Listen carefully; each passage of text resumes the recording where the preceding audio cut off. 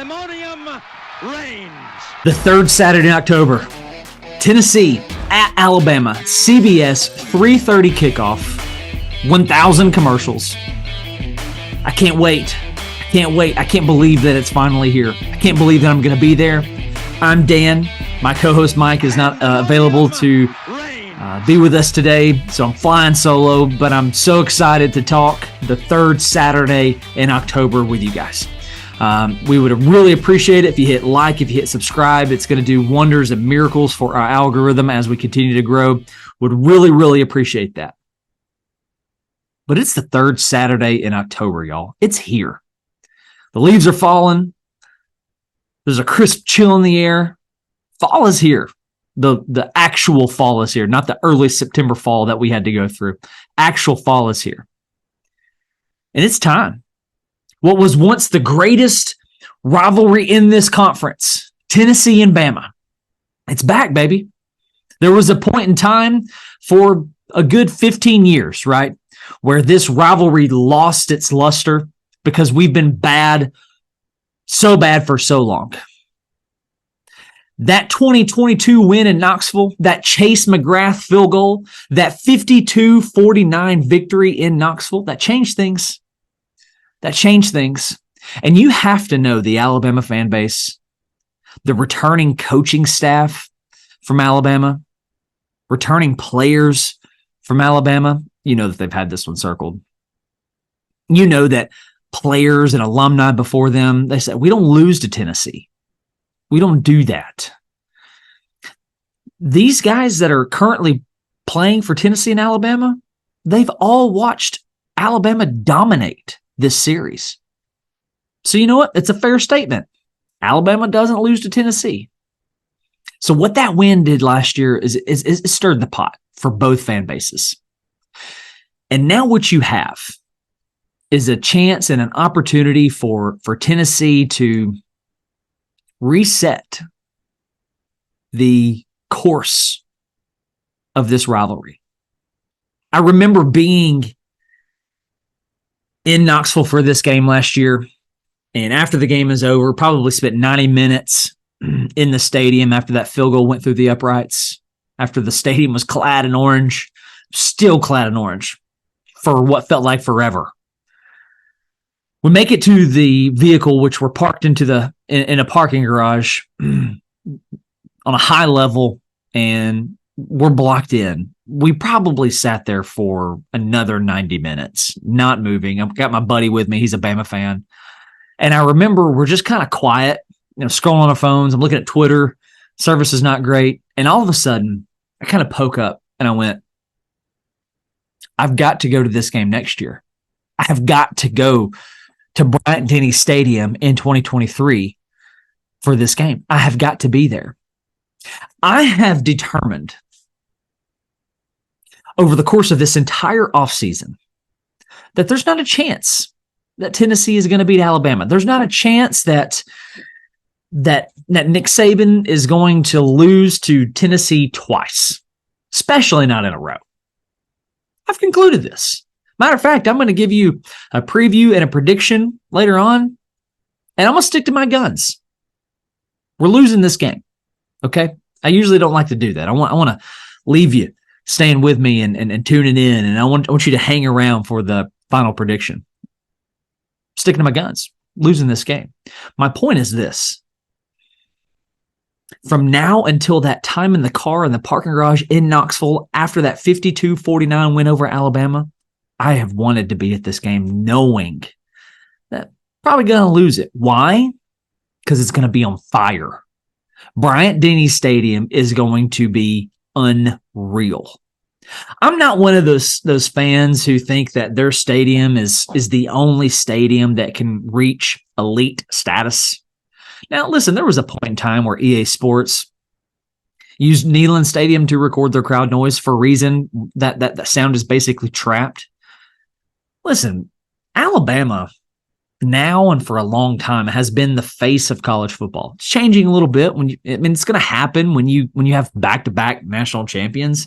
Props to Georgia. They're arguably the face of this sport right now. But Alabama's been it for so long, and going through the 90s, the 80s, the 70s. I mean, for a long time, they've been good. So to sit here and say that Bryant-Denny can't turn into Neyland is just stupid. It might even be more stupid, like the stadium environment itself, than what we saw last year, because Bama fans are crazy. Tennessee fans are wild. They're passionate. Bama fans are crazy. Like, they kill people. I'm not making jokes. They kill people. What you mean you don't love Bama? Bam! Shot your cousin. Listen, we got to get into this. This conversation, this preview, this prediction on this game, and there's really a lot to talk about. Now, I want to talk about the preseason identities of both teams. Tell me who saw this coming, right? Tell me who saw Alabama being who they are now. Tell me you saw that coming. Tell me you saw an offensive line the size of theirs not being able to run the ball. Tell me you saw Jalen Milroe throwing one of the prettiest and best deep balls in the country right now. Tell me you saw that coming. And I'm going to call your bluff. Nobody saw that coming. And a part of the reason that is we didn't know who the starting quarterback was in Tuscaloosa until week 1. Matter of fact, the day of, it was a game day decision, if I remember right. And if you predicted Jalen Milroe to be the starting quarterback for Alabama, you're not going to convince me that you were saying he's going to be, he's going to have a 60-plus completion percentage from balls 25 yards or more. No, you're probably going to say, you know what? Alabama, they're going to run really well. They're probably going to run a lot of powers, a lot of traps, and they're going to pick up 3, 4, or 5 yards, large clouds of dust at a time. We're going to see 2014, 2015 Alabama of old, and they're just going to beat you and pound you into submission. They're going to play keep away, and they're going to set you up for play action. That's not what's happening. I think Cole Kubelik pretty much described their offense this way. Run, tackle for loss, sack, run, 70-yard bomb. Saw this coming. They don't run well, and they don't protect the passer well. Jalen Milroe, out of all the quarterbacks that we have faced and will face, nobody has been sacked more. He's been sacked 26 times, 27 times, something like that. You didn't see that coming. Nobody saw that coming. What about Tennessee? Okay, so I think the preseason identity for Tennessee was going in, okay, I think we'll continue to score a lot of points. It might not be quite as many. Joe Milton is going to get his yards. He's probably not going to find as many scores. He's probably not going to connect on as many deep balls. But Heupel's still going to be able to dial it up. He's still going to be able to work up the magic to find the deep guy open. And Tennessee's going to score a lot of points, and we're going to play subpar defense, right? Not what's happening. That's not what's happening. Joe Milton is one of the worst in the country on balls 20 yards or more. He's one of the worst in the country. It's terrible. It's absolutely terrible. The defense is not subpar. That front on the defense is elite. Kamal Haddon is playing out of his mind. He's one of the best secondary players in the country. He's a top 10 defensive back in the country. There's not a single Volunteer fan in this world who saw that coming. I'm a pastor. I'm a youth pastor. I believe in an all-sovereign God. I'm not so sure he knew that. I think Kamal Haddon has surprised the God Almighty. So these preseason identities are just gone. And this game last year, 52-49, we're currently, you got an over-under on this game sitting at, goodness gracious, 48. Both schools last year exceeded that. come Saturday, they might not hit 48 combined. So what you have in this 2023 matchup is nothing like what you have in 2022. If you're carrying anything over from this 22 matchup from 2022 Alabama, 2022 Tennessee, you need to throw that out. This is almost like whole new rosters, whole new outcomes, whole new matchups. Like the whole thing is new. The only thing that has changed is the location, or excuse me, the only thing that is the same aside from the location is their jerseys, right? What a dumb way of saying that. I could have done that better. So, like for example, Jalen Hyatt as a receiver, 5 touchdowns, 200 plus yards, if I remember right. That's not going to happen. That's not going to happen.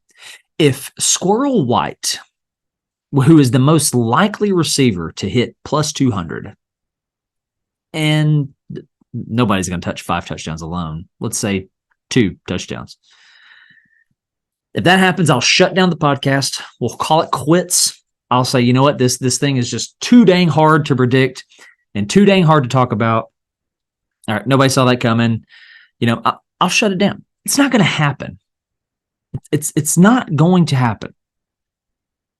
So the model for last year and winning was as far as Tennessee goes, is put up as many points as you can. Tennessee saw 35 seconds on the clock in whatever situation, before a half, before the end of regulation. They said, watch us cook. That's not who we are anymore.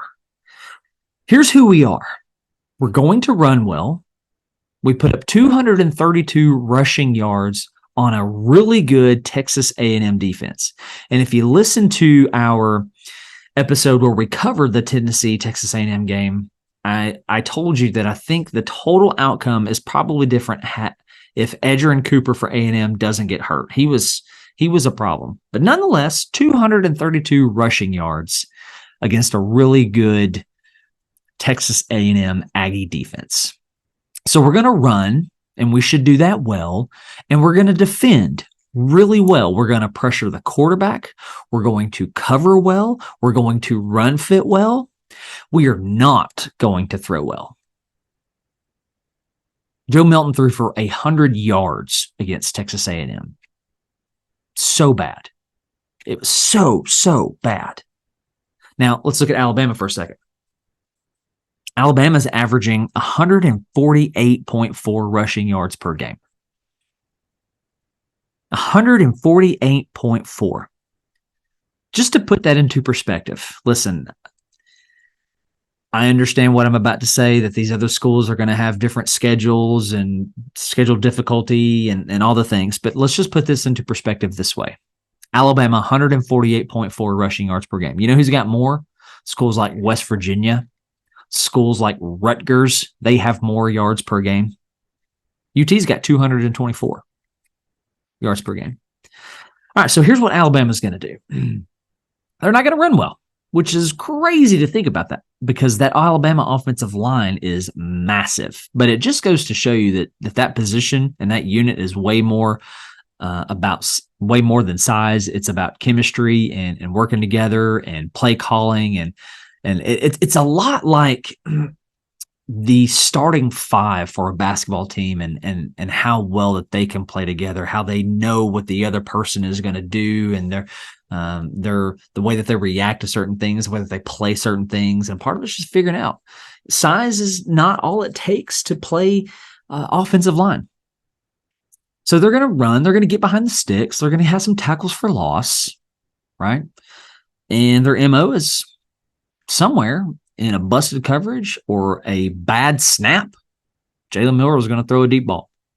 And he's going to find Jermaine Burton, who's going to find the end zone. All right? I think my question for this game is this. Who can be behind the chains the less? I think for Alabama, I think Tennessee's going to get to Milroe. I think we're going to get to him. We pressured the heck out of Max Johnson. And I'm not saying it's going to be near that, near that percentage, near as consistent. But I do think we're going to get there. I think we're going to get home. I see 4 to 6 sacks in this game. I think if you have 3 or less, what a disappointment, because Milroe has been set. Tyler words. Was it Ty Simpson or Tyler Buckner who played against USF? Whoever it was, USF got to him 5 times. Milroe has been sacked. Milroe has had 5 sack games. We're the best front that he's going to see. So 4 to 6 is realistic. All right. So we're going to get there, right? We should anyway. And they're going to have some false starts. They're still heavy in penalties, right? So they're going to get behind the chains, but Tennessee's going to do the same thing. That environment is going to affect us. It's going to happen. Prepare for it. Prepare for false start. Prepare for these things. Prepare for the holds, especially if Ollie Lane is on the field. As much as I hate to say it, I like the guy, but he had a terrible performance at home against A&M. All right. Alabama, 130th in sacks allowed. We should get there. The numbers say that we should get there, right? That's what they say. Okay. ESPN has got this game in their matchup predictor, Alabama at 76.4%. So you're telling me there's a chance. Here's the chance. Here's how that's going to look, right? In order to find a win out of 23% odds, you're going to have to play outstanding defense. You're going to have to create some turnovers. You're going to have to find a way to take the crowd out of the game early. It's one thing to let the crowd back into the game. It's one thing to let the crowd back into the game over one play. Joe Milton gets sacked, stripped, fumbled, scoop, score, stuff like that. That's gonna set that crowd on fire. It's another thing for them to march down the field, put a drive together, punch it in from the 1, touchdown Alabama, right? You can still kind of keep that stadium at bay if you allow it to look like that. So you got to play great defense. You got to continue to play great defense. You got to find some turnovers on the defensive side. And I think you got to pressure the heck out of Milroe. They're sack prone. So go get him. See how he handles the pressure. This is arguably the best defense he has seen. And again, who would have thought that coming into the preseason? Who saw that coming? So pressure him. Get to him. So you got to do that. You got to run well. You have to continue to run well. I like our odds if we can find 200 plus. I do. I like our odds if you can keep them to 140 or lower. I like the odds. I think that you need help on special teams as well.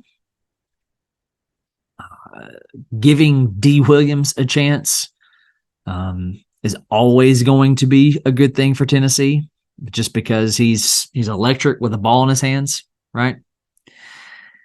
Now, if you're Alabama, what's your formula if you are Alabama? Well, I think the formula to beat us altogether is exactly what Florida did. Play keep away, take your check downs, be legit in your intermediate to short passing game. I mean, that's where Mertz lived. He was excellent. 0 to 9 yards, 0 to 10 yards. He was excellent. Move the chains, really, really win the time of possession battle. Okay, that's the formula on how to beat us. That's the formula on how to tallywhack us, man. That's what Florida did. Alabama, though, can they do that? Can they put those drives together? I don't think they can. So if they can't do that type of formula, how are they going to find a win against us? Well, I am still a believer in the Alabama defensive front. in the Alabama front seven. I guess the Alabama defense as a whole, I would say I'm still a believer in. I don't like Saban, but I believe in him, respect him, trust him, especially if I'm an Alabama fan. So how do you do it if you're Bama? How do you do it? I think it's actually pretty simple. You let the crowd have a significant impact. You let them have a significant impact against us. Put us behind the chains from us shooting ourselves in the foot on delayed games, false starts, stuff like that. I think stuff like that is going to kill us. How else do you do it? You make Joe throw underneath. You make him throw the slant. You make him throw the intermediate dig. You make him throw these things. You dare him to beat you. You dare him. You load the box and you say, if you beat us, it's going to be because Joe Milton beat us through the air, which he has not done since the Orange Bowl against Clemson. Hasn't done it. South Carolina, he was meh. A&M, he was blah. Right? So you load it up. Load it up. On the offensive side, you don't shoot yourself in the foot. I mean, they've got this bad snap thing going on from their center to Milroe. You stop those. You cut down your penalties. But defensively, I just think you keep things in front of you. And I think it's a pretty simple formula if I'm Bama. I might feel a little bit different if this game is in Knoxville. Might feel a little bit different. But I ultimately think your difference is going to be because of where this game is played and the crowd just having that kind of impact on the opposing team. So what if Alabama wins this game?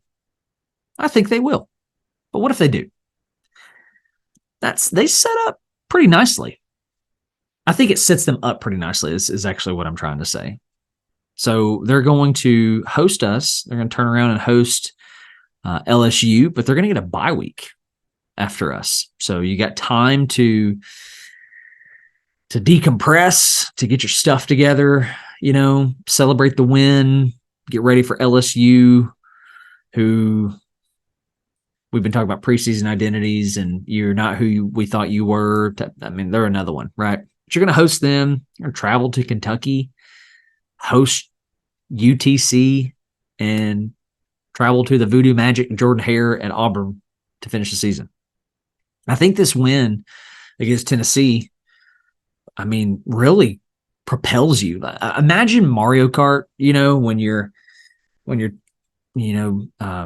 scooting along and you're driving, you're turning corners, you're collecting stars, and your stars start to build up, right? You're gaining speed. It's kind of what they're doing right now. They're collecting the stars, or gaining speed. This is the dumbest illustration I've ever used. But then they hit the turbo little thing, right? And go faster. I think a win like that can do something like that for these guys. And I like them, they win this game. I like them to win out. I mean, I already like them to win out. Auburn, again, the Voodoo Magic. You never know, right? But Auburn's not good, right? They're going to be playing with house money, not good. UTC is a W. You can very easily win this game at Kentucky. And you're going to get a bye week before you host LSU in what's going to be another revenge game for you. All right, so I like what this does for your trajectory. For Tennessee, I like what this does for your trajectory even more. Even more. Because if you can find a win over Alabama, you're looking at something that you have not looked at in a really long time, and that is a streak over one of your major rivals, not named Kentucky. Your main rivals being Florida, Georgia, and Bama. You're talking about a two-game streak. A two-game streak. That's big. And then the next game is going to be at home in Knoxville next season. So you got that. And then you're going to take a Tennessee team going into Lexington the next week, who just beat Bama, in Tuscaloosa. Who's going to be riding a wave of confidence, right? And hopefully licking their chops as they go to line up against Devin Leary. So I like that even more. But what that does to the trajectory of this program, think about what this could do in the recruiting department. Or we can go now to these recruits who we're already in battles with the big schools, and we can look at them and say, got 2 games on Alabama, man. You can play the card like, hey, we're farther along than they are. Got 2 wins on them, man. Proof is in the pudding. They might have a better roster, but hey, got 2 wins on them, man. Got a streak. It's big. You're gonna start to put Tennessee on the map as far as national respect goes. It's gonna be big, massive. So I think it does a ton for the offseason. It sets you really up well for recruiting in the offseason, especially with National Signing Day coming up in December. Gives your brand a lot more respect. Puts you on a nice trajectory as you go to close out your season. Kentucky, UConn, Mizzou, Georgia, Vanderbilt. You're thinking, man, if we can beat Alabama in Tuscaloosa, we can beat Georgia at home, right? You're going to be riding a wave of confidence. If you win this game, you're now sitting at 6-1. You got to feel good about Kentucky, so 7-1. You're going to feel good about, obviously, going to feel good about UConn, 8-1, right? You're going to travel to Missouri. It's going to be a battle. I mean, Missouri's much improved, but if you can beat Alabama in Tuscaloosa, here we go with transitive property, saying talking about something I don't believe in. You're staring at 10-2. You're staring at 10-2. 9-3 is now your floor. Where right now it's currently your ceiling. But 9-3 is your floor. You come out with a win here. All right, let's talk quarterbacks, a little more statistics, and begin to give you my preview and prediction for this game. Before I do that, I want to tell you about one of our sponsors, my friend Lauren Foster, in the real estate business with Keller Williams. She's been in this area serving the entire state of Georgia for over 5 years, serving the North Georgia area, all of Lake Lanier, Forsyth County, Hall County, Dawson County. She's a part of the KWC $1 Million Club, which means that she's got over $1 million in sales, meaning she's really good at finding your dream home. So if you're looking to get out of this area, looking to get into this area, it is a fantastic area. Lauren Foster is your realtor. She is a brand, a realtor that you can trust. The proof is in the pudding. So contact Lauren Foster. LaurenFoster1@kw.com is her email. So make sure you get on that. Contact Lauren Foster for all of your real estate needs to get you into your dream home. Appreciate Lauren and her being the sponsor of Pandemonium Reigns. All right, here we go. A couple more statistics, and let's land this plane. I want to compare Milton and Milroe. Oddly similar, man. Oddly similar. Milton, 61.5% completion percentage. Milroe, 64.4% completion percentage. What that number is not going to tell you, that number is not going to tell you how bad Milton has been, 20 plus, and it's not going to tell you how good Milroe has been, 20 plus. All right, this is not yard after the catch. This is ball in the air, 20 plus. All right, 1,264 yards for Milton, 1,397 yards for Milroe. Eerily similar. All right.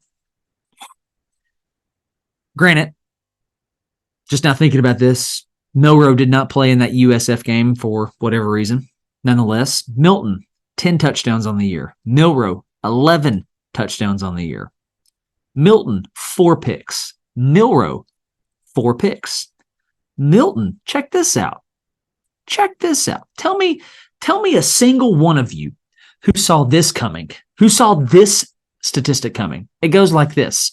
Milton has outrushed Milroe. Milton, 173 rushing yards on the year. Milroe, 139. It's almost like just the opposite. In the preseason, we probably would have imagined Milton throwing the better deep ball with less rushing yards, as opposed to Milroe, who is throwing the better deep ball with less rush yards. What world are we living in? Milton has 4 rushing scores. Milroe has 5 rushing scores. Eerily similar. My question, and something that I think is indicative of this outcome. Who plays better? Who plays better? My odds, my thoughts, my head and my heart all together, the universe says it's Milroe, just because this game is in Tuscaloosa. But you can even, argue that, because some of you are going to say, well, if this game was in Knoxville, Milton, look what Milton did. Well, look what Milton did against A&M. Nothing. Meh. Blah. Any other vomit sound you want to make right there. Wasn't good. He was not good. Here we go. The UT offense versus the Bama defense. Some more numbers for you. The UT offense is averaging 33.5 points per game. The Bama defense is allowing 16 points per game. Okay. My prediction is my final number is going to show you that how that's right in the middle of those numbers. I'll get to that in just a second. Total yards per game, UT offense is putting together 443 yards per game. Bama defense is allowing 291. This is why I'm saying that 200 plus on the ground for us is going to be massive if we can find that again. Rushing yards per game, Tennessee, 231. Bama defense allowing 104. Take with that what you will. 20-plus yard plays. UT offense has 23. The Bama defense has allowed 25. Why even read those stats when this season has unfolded in ways nobody imagined? Because it's all we got to go off of. It's all we got to go off of. All right. All right. So a couple final things here. As we begin to narrow this down, I believe this line has jumped from 9.5, 9, 8.5, 9, back to 9.5. ESPN is currently showing us 9.5 in Alabama's favor. Again, the ESPN FBI has got Alabama at 76.4% odds to win this game. The over-under is set at 48. So what say us at Pandemonium Reigns? We're not expert opinions. All right? We're just people with a little bit of football experience. Giving you a prediction. Super nervous about this. I'm not confident in it at all because the way that this season has gone, I told you earlier, like there's no way they're hitting the over. Watch them hit the over by 30, right?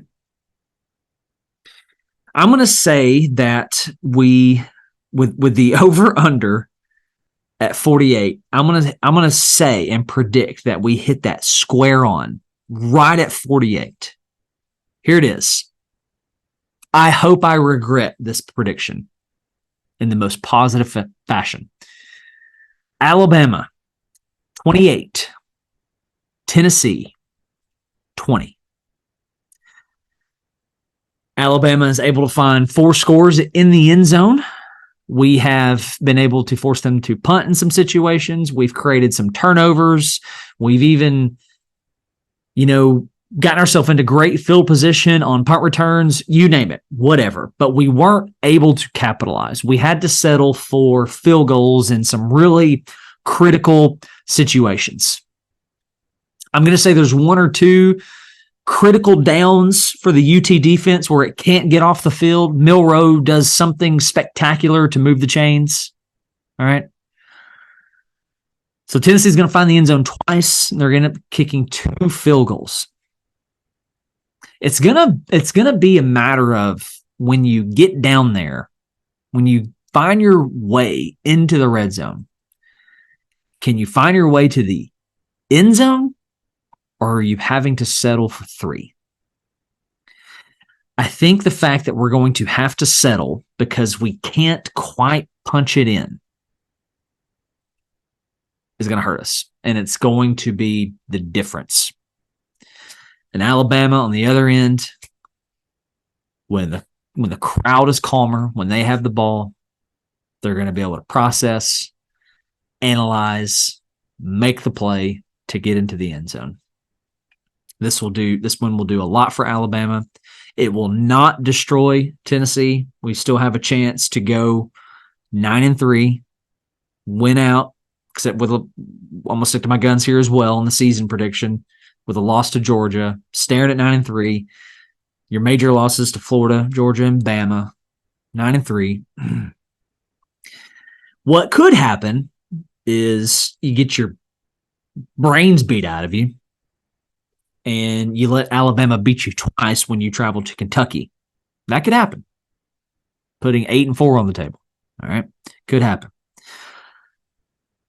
I can't believe it's here. I cannot believe it's here. I appreciate you guys so much for tuning in, for letting me tickle your ears and talk about this with you. I am so, so grateful that of all the people that you decided to turn on and listen to talk about this game, you chose us. You chose me. I'm so, so thankful for that. I do not take it lightly. The greatest thing that you can do for us is push like on this video on YouTube. Push like on I don't know if you can do that on Spotify or Apple Podcast. I don't know. But I know that you can leave reviews. Leave a 5-star review. Subscribe to our channel. Subscribe to our channel on YouTube, Spotify, wherever you get your podcast, because it does wonders for our algorithm. If you run a YouTube channel or you run your own podcast, you know what I'm talking about. It does wonders. Drop a comment. Let me know what you think. Tell me where you disagree with me. Tell me where you agree with me. Give me a GBO. If you write Roll Tide, comment it so I can comment back and tell you that you're dumb. I'm going to shut this thing down. 28-20. Alabama is my prediction. CBS, 3:30, third Saturday in October. I love you guys. I'm Dan. This is Pandemonium Reigns. God bless. Go Vols.